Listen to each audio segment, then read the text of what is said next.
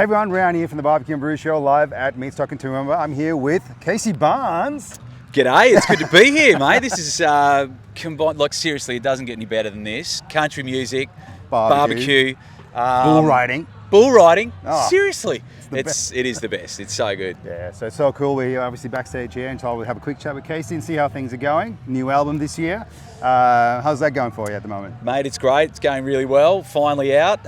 Little project I worked on over COVID, but it's finally out there. We're lucky enough to get a #1 debut on the ARIA charts, and it's still, I think we're still sitting at #2 behind none other than Mr. Lee Koenig, and so I can't begrudge that, but no, we're pretty stoked. Yeah, no, it's unreal, man. I mean, I was, I caught you last year at the what's it called? The Gippsland Country Music Festival. The Gippsland Country Festival, right? Yep. God, cut that out.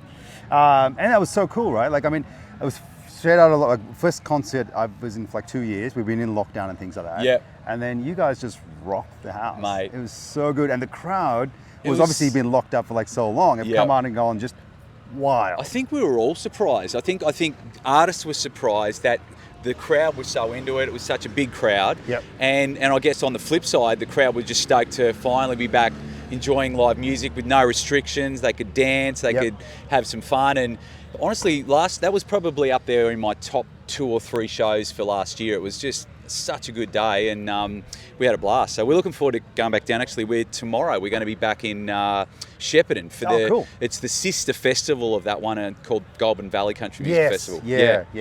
And as I was saying, I mean, I think I told you before, bit of a born-again country music fan. Love couple it. of years, I Love it. was a guy at work, and he just kept playing country music. And Yes. now I've got like a 14-hour country music playlist for the US and Aussie stuff. But I think last year I really got into the Aussie country music. Obviously, Lee is just Lee Koenig. He's obviously, up there big, but Brad Cox, Andrew Swift, and things like that. Some great musicians, and they're just like they work so hard, and like yourself included. I mean, talk us through. So, when did you get started, and what was the road like to get to where you are now? Long road, a lot of hard work. I've been at it for near 20 years. Wow. So started out just doing pub gigs, acoustic, singer-songwriter. Had a guy who was actually from a rock band. He was in the crowd at one of my shows, obviously saw something in what I was doing, took me aside in one of my breaks and just gave me this pep talk about, what am I doing wasting my talent playing in pubs? Why aren't I releasing my own music? And it was exactly what I needed to hear, exactly the kick up the backside I needed. Awesome. And the rest is history. I got into that and made a few trips to Nashville. Cool. Got to connect with some really great people over there and started writing, recording, and rest is history. Yeah, so here I am now. Yeah, that's awesome. And look, I mean, what I find about your music is like it's not, I wouldn't say it's traditional country per se, but you tend to cut through into the pop area pretty well as well. By hanging on to, like, you hang on to both. But also the way you guys deliver your music. It's very upbeat and rocky, and I feel like you hit across multiple genres. And the testament to that was, I think I was at Woolies the other day. Oh yeah. And I'm like, we're big in supermarkets. and I'm like, is that Casey Barnes on the radio? We target meat sections in supermarkets, Coles, Woolies. We're not fussy. But it's weird, it's funny. It's subconsciously the amount of messages I get from people that are in those places or a Chemist Warehouse and it just happens to be playing in the background. But it's great. You definitely don't say no to get your songs out there any way, shape or form. But I think the fact that going back to crossing over, the fact that commercial radio was starting to play some country music, they're playing your Keith Urbans and Morgan Evans, and there's some other guys called Seaforth. If you haven't checked them out, check them out. Check them out, Seaforth. They're amazing. 2 Australians kicking ass over in Nashville at the moment. But that's really opened the door, and obviously I've been lucky enough to have a fair bit of support at commercial radio the last few years, so it makes a huge difference. I think it does, and I think, it's one of those things. It's good to be seen getting backed. What I love about country music is, like, I don't know, it's the simplicity of the words and the simplicity of the story. Or it is sometimes just a really good story. Even some of the, especially the American stuff and some of the Aussie stuff, it's just, I don't know, it's just so easy going, and I don't know, you don't have to think about the music, you just enjoy it. Absolutely. It's so good in that way. And I went to the music festival, didn't know a lot of the bands, but then I left like Who are huge these fan guys? of all these people. Yeah. Like big Brad Cox. Brad Cox, right? Oh, man, mate. he's great. He was here last night, wasn't he? Yeah, I've sort of it was checking out. He was doing his sound check. I could play here, and so I was like, I know that song. Yeah, It's so good. yeah, he's a super talent. yeah. Coxie, lovely bloke. Yeah. I think he's got an album in the pipeline coming out Yeah, later right. this year, and yeah, we've done a lot of festivals with Brad. He's very, very good. And I felt like that lineup was good. I loved Yes. it. You know, it was like you, it was Brad Cox, and it was like Lee Kernan. It was Yep. like this power end to the show, right? Yep. It was really good. Yep. And it kind of like laid up and gave us a good experience. It was Yeah, really cool. well, I think we're actually, funnily enough, the lineup tomorrow down in Victoria is the same again. So, Oh yeah. Oh yeah. Felicity Urquhart, Andrew Swift, Yeah. us, Brad Kernigan. So it'll You be know, good. funny story, and no offense to you in any way, but Andrew Swift hit my #1 Spotify song Yes, for that, and he yes. was stoked because #2 was Elton John, and he's like, Elton who? So you love Elton as well? I love Elton, mate. Mate, that makes two of us. I have this thing when I do the show, my prep for my show, when I do a podcast, is like I sort of get in, I have a shower, have a gin and tonic, and I just go, hey Google, play Elton John. Yes. And it just plays the top 5 songs, and I'm just like, and yeah, so yeah, huge fan of Elton. We saw him down when he was done Geelong as well. You've got someone in the background. We don't need to pan across to my drummer, sitting out of camera right now, doing some things that probably aren't suitable for the show. But yes, I couldn't agree more, mate. Yeah. Here's a funny story. This is a true story. You'll have to search this up on Spotify later on. But back in 2008. A producer heard about me and heard my voice, and he was wanting to do a remake of Tiny Dancer by Elton John. Yeah. Reached out to me. I went into the studio to record what I thought was going to be a demo, just a demo vocal. Yeah. And that was the vocal that we ended up, the track got signed in America and the UK, went #1. It was actually like a bit of a dance remake because Yeah, I'm not a dance artist at all and not into that really, but I got approached to feature on the track, and a guy called Tiesto started playing it at all of his shows, and then it was #1 Just a in guy the UK. called Tiesto. This is a funny story. This is back in the day of MySpace, right? Yeah. MySpace. Yeah, awesome. And I was getting, because the song went #1 in a lot of different countries, and I was getting all these inbox messages from different DJs saying, hey, I'd love to work on a track together. And then I got one from Tiesto, and I didn't know who the heck he was. And I went back to the producer that I was working with, and I said, I got another one today. Some bloke called Tiesto, and he's like, mate, I'd get back to him. I would probably return that one. It could be worth your while. But so there you go. That was a spin out. That's unreal. I mean, it's just, I don't know. I'm old-fashioned in my music. I like my music a little bit more.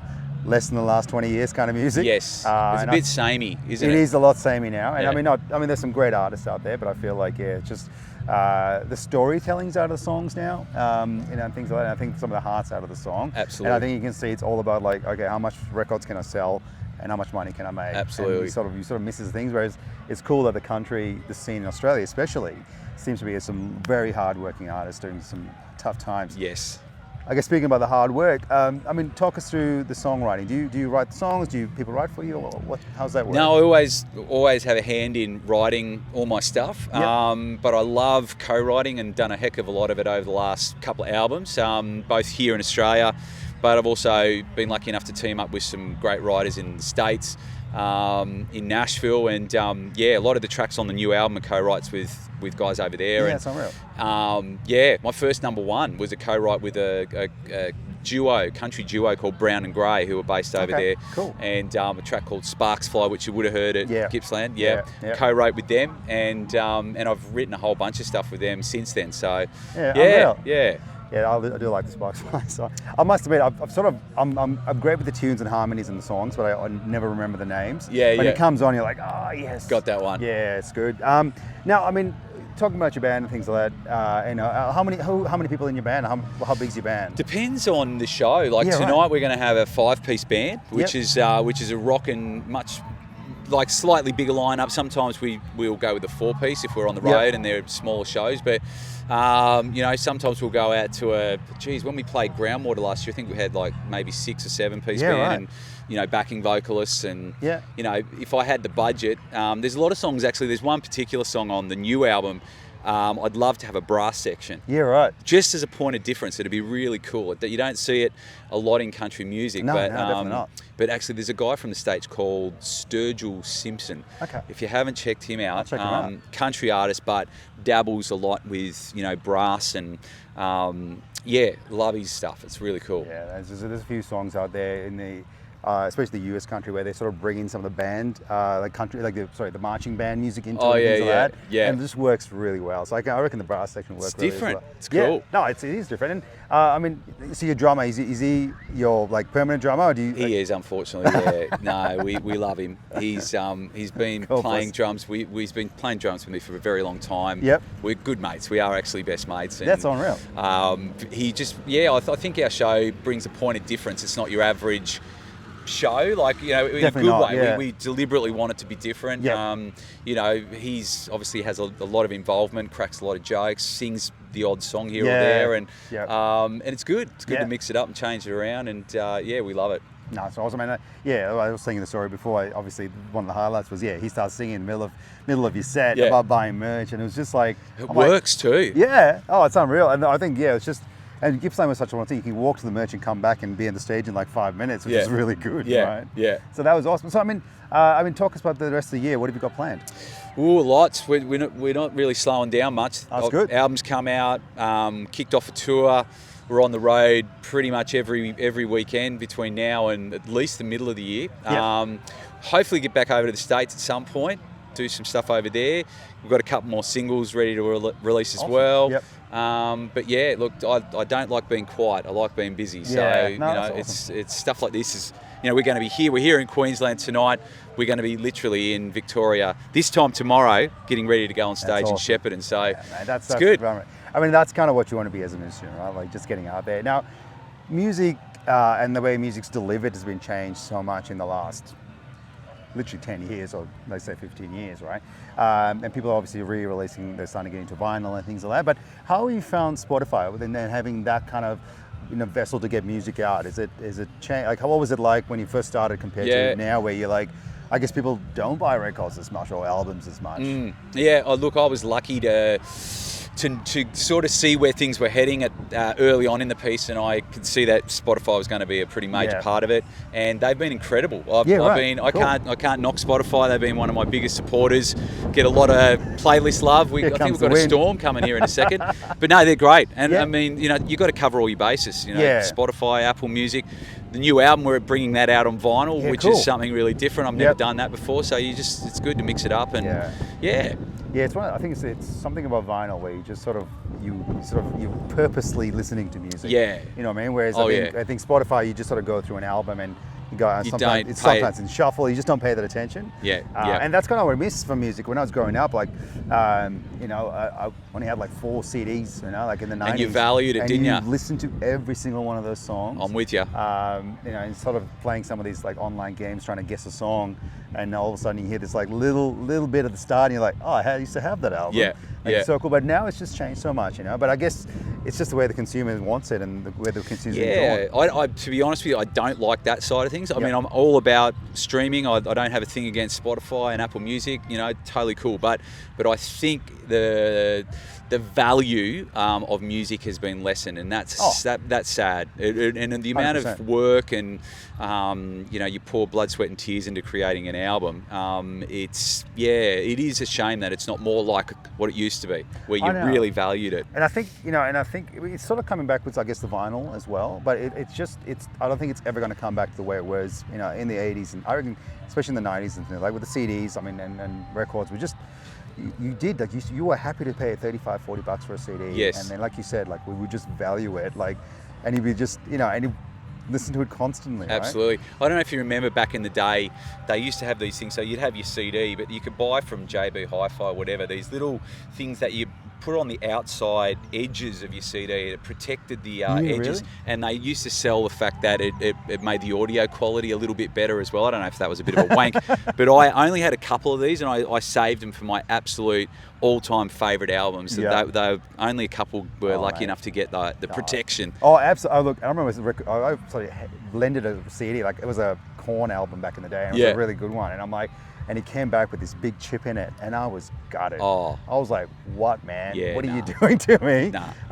Because it was like gold back then. Absolutely. Yeah. Look, I mean, the plus side, I guess, is this: you do get a bit more reach, right? You've got a scenario where you've got actually more people able to access your music. Like, if you're going to release an album in Australia, you know, you are confined to that sort of geographic thing. That's right. But now you can get to the US, and so you got that positive, I suppose. Yeah. As well. Oh, I mean, the biggest single of my career to date is on the new album. It's a track called "God Took His Time on You," and Mark was listening to that the other day. Yeah, it's been incredible how many streams and views and stuff have all come from America. So it's obviously got added to some playlists over there, and I actually even had a couple come along to. We played a show in Melbourne a couple of weeks ago, and an American couple came up to me at the end of the night, and they shared this cool story. They said, "Look, you know, the only reason we're here tonight is we were driving in our car over in the States.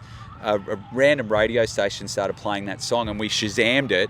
And we're like, who the hell is this guy? And they've worked out it's an Australian artist. We were going to be in Melbourne. We bought our tickets, and here we are tonight. So those sort of stories are always cool. That's the other side of the coin, isn't it? Yeah, you know? So absolutely.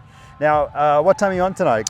We are on soon. Because you got to eat some barbecue. We need to eat some barbecue. Apparently, the boys are hooking us up. Yes, this is good news. We're playing at 7 o'clock, so we've got a big show planned, and hopefully the sun will be down by then. We like the extra lights and your light show and when you're live on stage is amazing. Is it bring the same sort of light show here? It'll be a big show, and it really it's impactful. It's so good. Man, funny. We're only driving up here in the car and with my guitarist having that exact conversation about the power of lighting and how underestimated it is. You know, when you're at a show and you get blown away, a lot of it's to do with all the lighting. Oh, absolutely. Man, back in the day when Big Day Out was big, you know, and the big, like, Rammstein or someone crazy would come on the stage, and their light show and their it's nuts. And you stopped listening to the music, but you just took everything in at once. It's unreal. Absolutely. But Casey, it's been so good to have a chat to you, mate. Pleasure. You're officially my first country music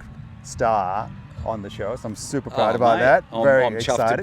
chuffed to be part of it. And look, all the best on tonight, and have fun, and hopefully catch you sometime down the line as well. And you will. We'll definitely be listening to your album on the way back as well. Thank you very much. And just before I go, social media wise, where can people find you? Yeah, well, I guess if you want to buy a copy of the new album, I should. It is called Light It Up. While we were talking about lighting and lights, and it's out now. You can, all the links are on my website, caseybarnes.com.au. Check it out. Excellent, Alice. Thanks, Casey. Thanks Pleasure. for your time. Thanks, everyone. I'll see you at the next meet. Oh my God. Thanks, everyone. See you next time at the next Meatstock.